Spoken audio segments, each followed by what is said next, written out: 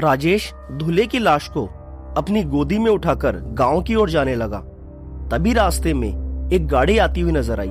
गाड़ी में दो लड़के बैठे थे, एक का नाम था रुद्र और दूसरा था कृष्णा। उन्होंने राजेश के पास गाड़ी रोकी और राजेश की मदद करने लगे। वह राजेश और दूल्हे की लाश को लेकर गांव पहुंच गए थे। शादी की खुशियां अब मातम में बदल गई थी। गांव वाले दुखी थे कि जो हुआ वो अच्छा नहीं हुआ।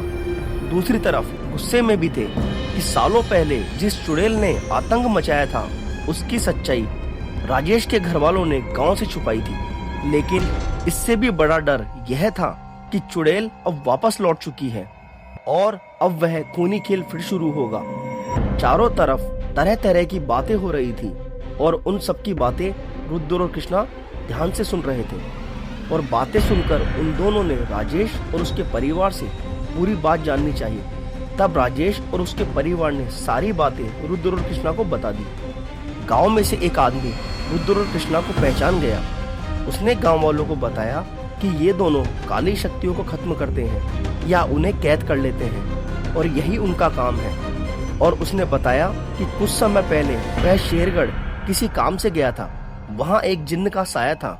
बड़े बड़े साधु और तांत्रिक उसे वश में नहीं कर पाए थे। उस जिन्न ने वहां लोगों की इतनी लाशें बिछाई कि शमशान में जगह कम पड़ गई थी।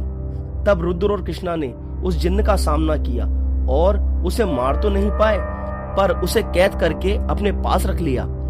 और यह सब मैंने अपनी आंखों से देखा है। उसकी बात सुनकर गांव वाले रुद्र और कृष्णा के सामने बैठ गए और खुद को बचाने के लिए विन्नतें करने लगे। तब उन दोनों ने कहा कि वे उनका साथ देंगे पर उससे पहले उस चुड़ैल के बारे में उनका जानना जरूरी है। और वे उसके बारे में पता करने के लिए वादियों की ओर चले गए। उसी रात चुड़ैल गांव लौट आई और उसने गांव के दो लोगों को मार दिया और उनका खून पी गई। गांव वाले दहशत में आ गए थे।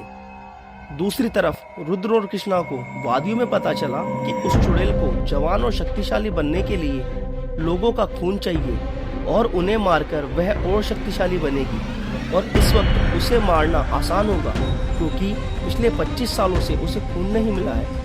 और वे दोनों उसे कैद करने के लिए तैयारी करने लग गए। इस बीच 3 दिन निकल गए थे। रुद्र और कृष्णा गांव पहुंचे। चारों ओर मातम पसरा हुआ था। तब उन्हें पता चला कि 3 दिनों में उस चुड़ैल ने 17 लोगों का शिकार कर लिया है और उसने अपनी शक्तियां रुद्र और कृष्णा की सोच से भी ज्यादा बढ़ा ली है और वह अब अपनी शक्तियां बढ़ाती जा रही है।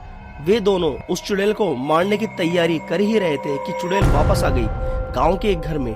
वे उस घर के लोगों को बचाने के लिए भागे पर तब तक चुड़ैल उन्हें अपना शिकार बना चुकी थी। फिर रुद्र और कृष्णा का सामना चुड़ैल से हुआ। उन्होंने चुड़ैल को वश में करने के लिए अपनी सारी ताकत लगा दी परंतु चुड़ैल अब बहुत ही ज्यादा ताकतवर हो गई थी।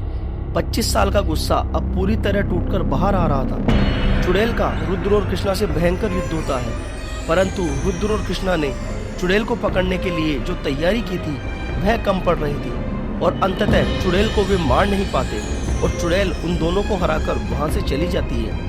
इस लड़ाई में रुद्र, कृष्णा और चुड़ैल तीनों काफी घायल हो जाते हैं और चुड़ैल जाते जाते कहकर जाती है कि तुम चाहे जितना इन लोगों को बचाने की कोशिश कर लो पर तुम मेरे चुंगल से इन्हें बचा नहीं पाओगे। और अब मैं इन्हें तो मारूंगी पर जिस अमावस्या को मैं राजेश को खत्म करूंगी उस दिन उसके साथ साथ तुम्हारी जिंदगी भी खत्म हो जाएगी। अब राजेश के साथ साथ मैं तुम्हें भी मारकर अपनी प्यास बुझाऊंगी। और यह कहकर वह वापस चली गई। अब आगे क्या होगा? क्या रुद्र और कृष्णा चुड़ैल को मार पाएंगे या चुड़ैल सभी को मार देगी? जानने के लिए देखिए इस कहानी का अगला पार्ट।